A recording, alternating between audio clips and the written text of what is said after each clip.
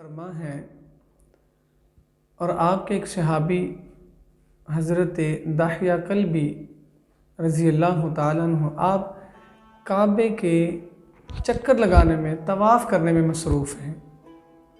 میرے محبوب کریم علیہ الصلوۃ والسلام آپ نے داحیہ کی طرف دیکھا، اپنے صحابی کی طرف دیکھا کہ وہ اپنے پاؤں کو مکمل زمین پہ نہیں لگا رہے، یعنی اپنیاں ایڑیاں زمین سے اٹھائے ہوئے ہیں اور پاؤں کے اگلے حصوں پر چل رہے ہیں۔ اللہ کے نبی پاک صلی اللہ علیہ وسلم کریم نبی نے جب یہ دیکھا، رحیم نبی نے جب یہ دیکھا تو اپنے صحابی کو بلایا۔ آپ نے فرمایا تعال یا صحابی، ادھر آؤ میرے صحابی۔ حضرت داحیہ کلبی میرے محبوب کی بارگاہ میں حاضر ہوئے۔ بہت ہی خوبصورت یہ صحابی ہیں۔ جب محبوب کی بارگاہ میں حاضر ہوئے تو اللہ کے نبی پاک صلی اللہ علیہ وسلم آپ نے فرمایا کیا ہوا ہے، کیا مسئلہ ہے، کیا پاؤں میں کوئی تکلیف ہے کہ پاؤں زمین پہ پورے نہیں لگا رہے؟ تو صحابی کی آنکھوں میں آنسو آ گئے۔ رونا دل دی میل مکاوے اتے بچھڑے یار ملاوے، رومن دومن والا سجنوں کدی دوزخ ول نہ جاوے، تے ہجر تیرا جد پانی منگے تے میں کھو نینا دے گیڑا، عشق تیرا جد پانی منگے تے میں کھو نینا دے گیڑا، جی کردائے تیرے سامنے بہ کے اج درد پرانے چھیڑا۔ میرے محبوب نے فرمایا کیا ماجرا ہے، کیا مسئلہ ہے؟ جب داحیہ کلبی کی آنکھوں میں آنسو آئے، عرض کہ یا رسول اللہ صلی اللہ علیہ وسلم مجھے ڈر ہے، مجھے اندیشہ ہے کہیں میرے پاؤں کے نیچے کوئی بھی یہ اللہ کی جو مخلوق ہے، جو اللہ کی مخلوق ہے۔ صحابی رسول اللہ کہتے ہیں یا رسول اللہ صلی اللہ علیہ وسلم یہ جو اللہ کی مخلوق ہے، یعنی جو زمین پہ چلنے والی رینگنے والی مخلوق ہے، اللہ نے 18,000 مخلوق کو پیدا کیا، مخلوقات کو پیدا فرمایا۔ یا رسول اللہ مجھے اندیشہ ہے، ڈر ہے کہیں اللہ کی یہ جو زمین پہ رینگنے والی مخلوق ہے ان میں سے کوئی میرے پاؤں کے نیچے نہ آ جائے، یہ مثلاً کوئی کیڑی وغیرہ، کوئی چیونٹی وغیرہ میرے پاؤں کے نیچے آ کے کہیں مر نہ جائے۔ یا رسول اللہ مجھے اللہ سے ڈر لگتا ہے، کیا جواب دوں گا کہ اتنی بے احتیاطی سے میں نے اللہ کی مخلوق کو قتل کر دیا، مار دیا پاؤں کے نیچے دے کر؟ مجھے اللہ سے ڈر آتا ہے، خوف آتا ہے اللہ کا مجھے۔ میرے محبوب کریم نبی لجپال نبی کی آنکھوں میں آنسو آ گئے اور آپ نے کہا داحیہ کیا تو وہی داحیہ کلبی ہے جو زمانہ اسلام میں داخل ہونے سے پہلے زمانہ جاہلیت میں زندہ بچیوں کو درگور کر دیتا تھا، زندہ بچیوں کو قبر میں دفن کر دیتا تھا، جو آج زمین پہ رینگنے والی مخلوق کے حق کا بھی خیال کر رہا ہے، جو ان کا بھی خیال کر رہا ہے کہ کہیں میرے پاؤں کے نیچے نہ آ جائے، اور خود پاؤں کو اٹھا کے چل رہے ہیں، ایڑیاں زمین پہ نہیں رکھتے۔ میرے محبوب کی آنکھوں میں آنسو آ گئے۔ پھر فرمایا داحیہ مجھے سنا نا وہ قصہ، وہ بیٹیاں کیسے میرا انتظار کرتی تھی، کیسے وہ بیٹیاں میرے انتظار میں اس دنیا سے چلی گئی، مجھے سنا وہ قصہ، کیسے تو بچیوں کو زندہ درگور کرتا تھا۔ تو حضرت داحیہ کلبی عرض کرتے ہیں یا رسول اللہ صلی اللہ علیہ وسلم میرا کلیجہ منہ کو آتا ہے، میرا کلیجہ پھٹ جائے گا، میں نہیں سنا سکتا۔ میرے محبوب نے فرمایا سنا، میں نے سننا ہے، بتا مجھے کیسے وہ بچیاں جو زندہ درگور ہو جاتی تھی اپنے محبوب کو یاد کرتی تھی۔ آج بھی اگر اللہ کسی کو یہ بیٹی عطا کرے، وہ خوش ہو اور بیٹی کے پیدا ہونے پر خوشی منائے تو سمجھ لو اللہ اس پر راضی ہے۔ جناب موسیٰ اللہ کی بارگاہ میں حاضر ہوئے، جناب موسیٰ اللہ کی بارگاہ میں حاضر ہوئے تو سوال کیا یا اللہ آپ خوش کب ہوتے ہیں، آپ کب خوش ہوتے ہیں؟ تو داہیہ قلبی میرے محبوب کی بارگاہ میں اللہ کے نبی نے فرمایا بتاؤ کیسے زندہ کیا اور دفن کیا اور کیوں کیا؟ یا رسول اللہ ہم پسند نہیں کرتے تھے کہ ہمارے گھر بیٹی ہو، ہمیں یہ گوارا نہیں تھا کہ ہمارا کوئی داماد بنے، ہم اپنی اس میں بے عزتی محسوس کرتے تھے۔ لیکن قربان جاؤں، اگر آج بھی اس معاشرے میں بھی جو موجودہ چل رہا ہے، اگر کوئی بیٹی کے پیدا ہونے پر غمزدہ ہو، صف ماتم بچھائے، تو سمجھ لو کہ وہ بھی انہی میں سے ہے، اس میں بھی وہی صفت پائی جا رہی ہے۔ اللہ کی بارگاہ میں جب کوہ طور پر جناب موسیٰ کلیم اللہ حاضر ہوئے تو عرض کی مولا کریم آپ خوش کب ہوتے ہیں؟ اب خوش کب ہوتے ہیں؟ اللہ نے فرمایا موسیٰ جب میں خوش ہو جاؤں تو میں اپنی امت کے اوپر بارش، یہ جو اللہ کے نبی کی امت ہے، عوام ہے، خوش ہو کر میں ان پر بارش برساتا ہوں۔ مولا کریم اب جب زیادہ خوش ہوں تو پھر کیا کرتے ہیں؟ اللہ نے فرمایا پھر میں مہمان عطا فرماتا ہوں، جس پر میں خوش ہوں اس کے گھر مہمان کو بھیجتا ہوں۔ مولا کریم جب آپ کی خوشی کی کوئی انتہا نہ ہو، آپ بہت زیادہ خوش ہوں تو پھر کیا کرتے ہیں؟ اللہ نے فرمایا پھر میں بیٹی جیسی نعمت عطا فرماتا ہوں، پھر بیٹی عطا فرماتا ہوں، پھر بیٹی جیسی رحمت سے اپنے اس بندے کو مالا مال کرتا ہوں۔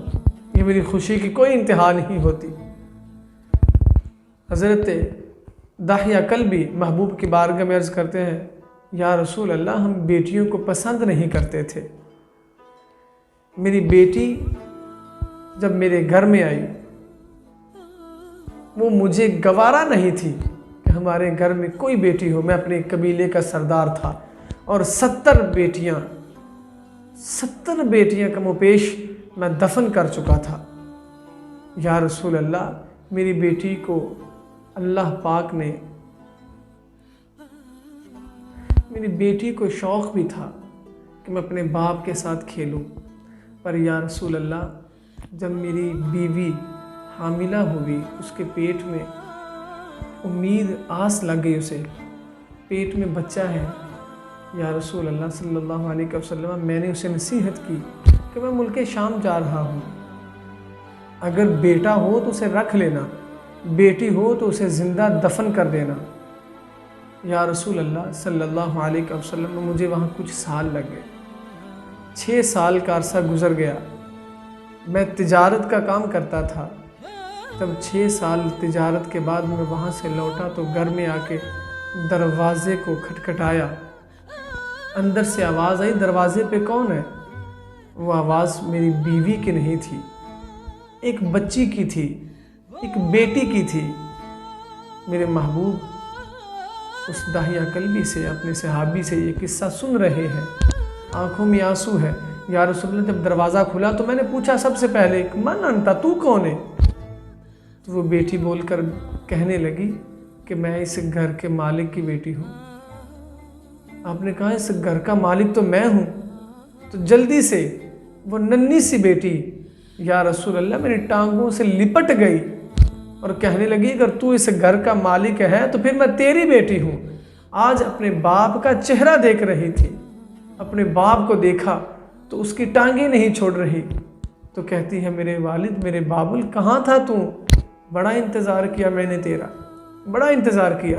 یا رسول اللہ وہ ننھی سی بچی توتلی زبان سے میرے ساتھ محو گفتگو ہو گئی، باتیں کرنا شروع ہو گئی، پر میرے ذہن پر، میرے اس دماغ کے اوپر جو پچھلی میں نے بیٹیاں زندہ درگور کی تھی ان کا بھی سارا جو مسئلہ، ان کا بھی جو پچھلی جو بچیاں میں نے زندہ دفن کی تھی ان کا بھی سارا بوجھ میرے ذہن میں تھا، اور میں اپنی بیٹی کو اگر بچاتا تو یہ قبیلے والے مجھے تانا زنی دے، تان کرتے، مجھے تانے دیتے۔ یا رسول اللہ صلی اللہ علیہ وسلم میں نے اپنی بیوی سے پوچھا یہ کون ہے؟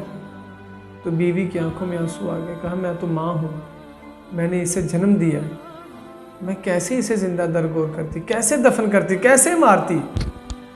میں اسے نہیں مار سکتی، میں تو ایک ماں ہوں، اور ماں اپنی اولاد کو نہیں مار سکتی۔ داہیہ قلبی نے کہا اسے تیار کرو، اسے تیار کرو، میں نے اسے زندہ دفن کر دینا ہے۔ میں قبیلے والوں کا سامنا نہیں کر سکتا۔ اب ماں اس بیٹی کو تیار کر رہی ہے، ماں اپنی بیٹی کو تیار کر رہی ہے، تو بیٹی پوچھتی ہے ماں کیوں تیار کر رہی ہو مجھے؟ ساتھ جب ماں اپنی بیٹی کے یہ سوال سنتی ہے، ننھی سی توتلی سی زبان سے ماں سے یہ باتیں جب ماں سنتی ہے کہ میرے ساتھ باتیں کر رہی ہے، تو آنکھوں میں آنسو آ گئے۔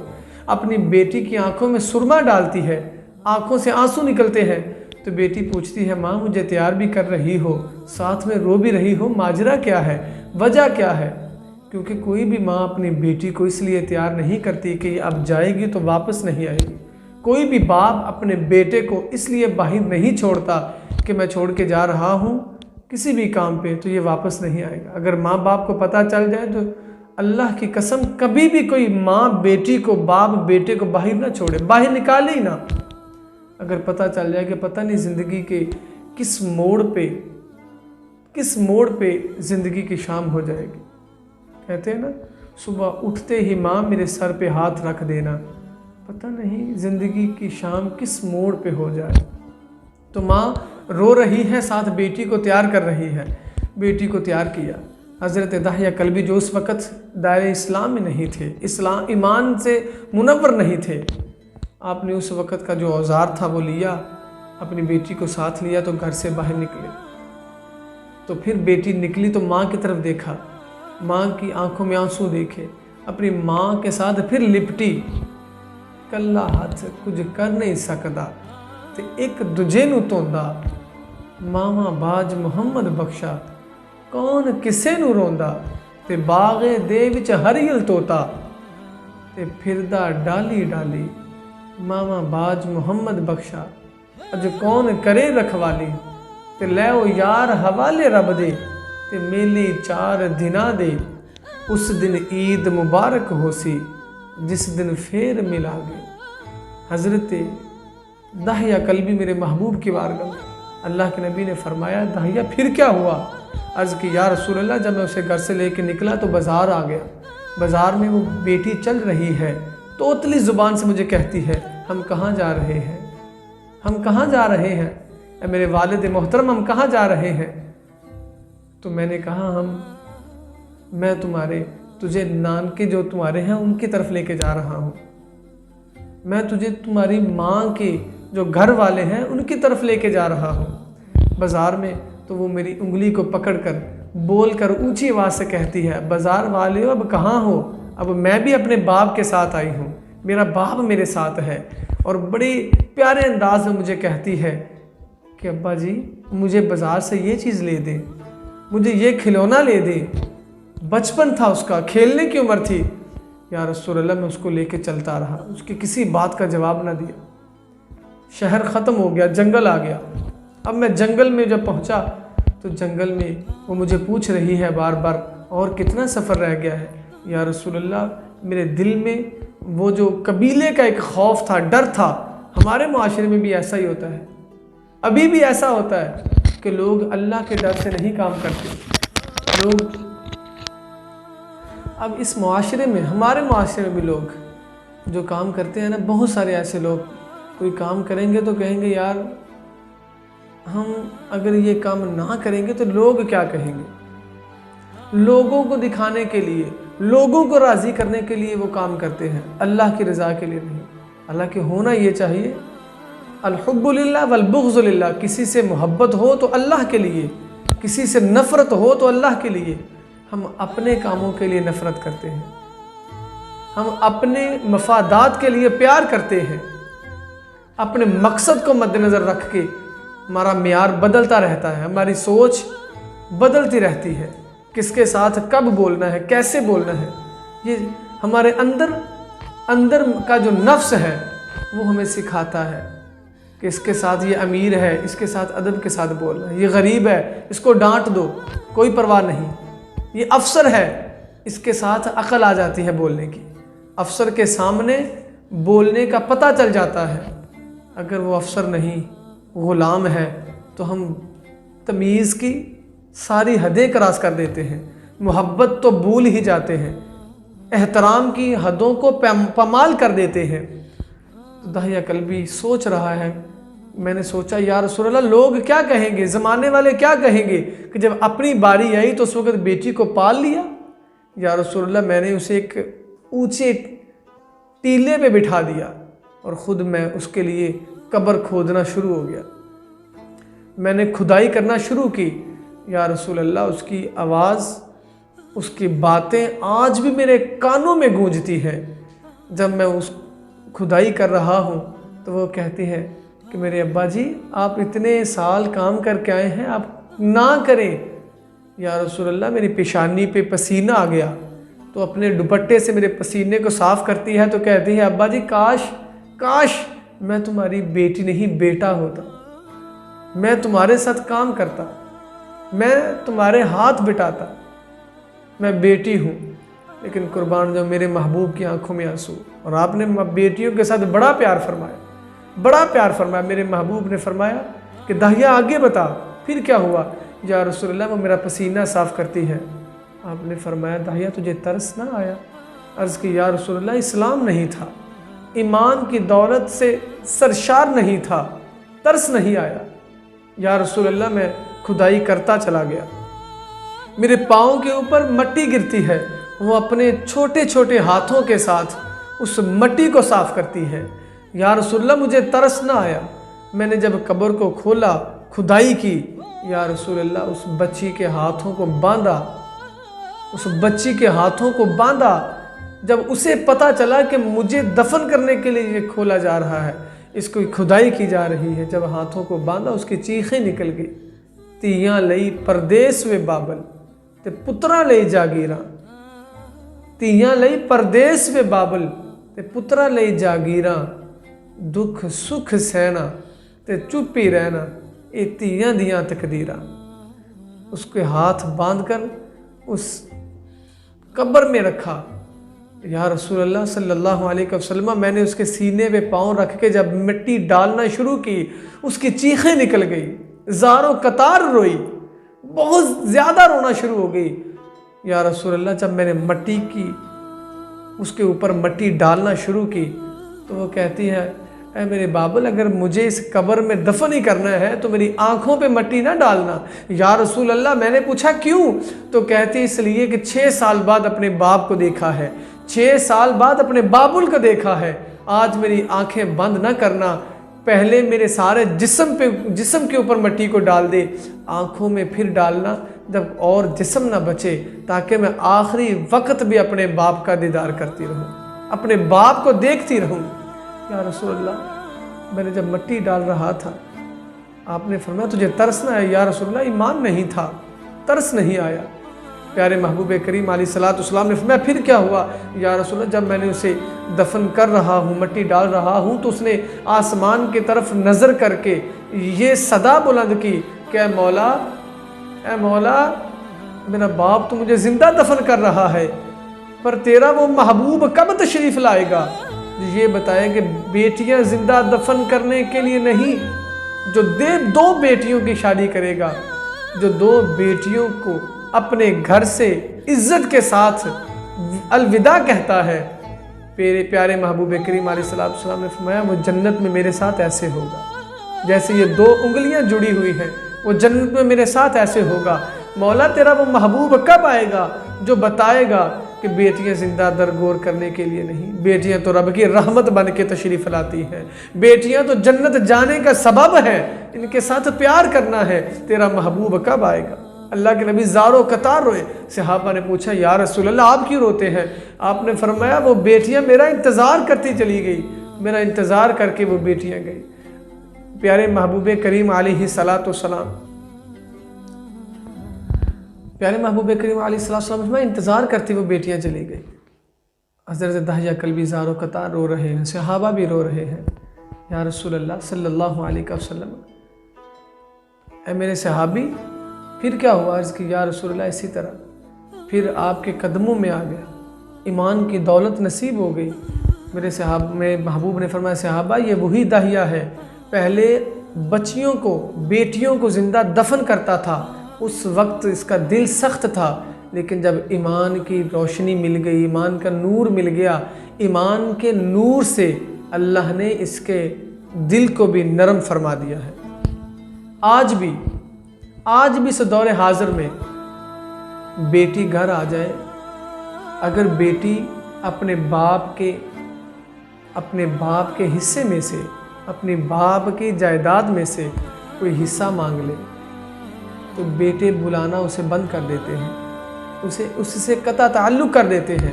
وجہ کیا ہے کہ اس نے اپنا حصہ مانگ لیا۔ آج بھی پاکستان میں 3 کروڑ کے قریب ایسی بیٹیاں ہیں جو صرف جہیز کی وجہ سے جن کی شادی نہیں ہوتی، صرف جہیز کی وجہ سے۔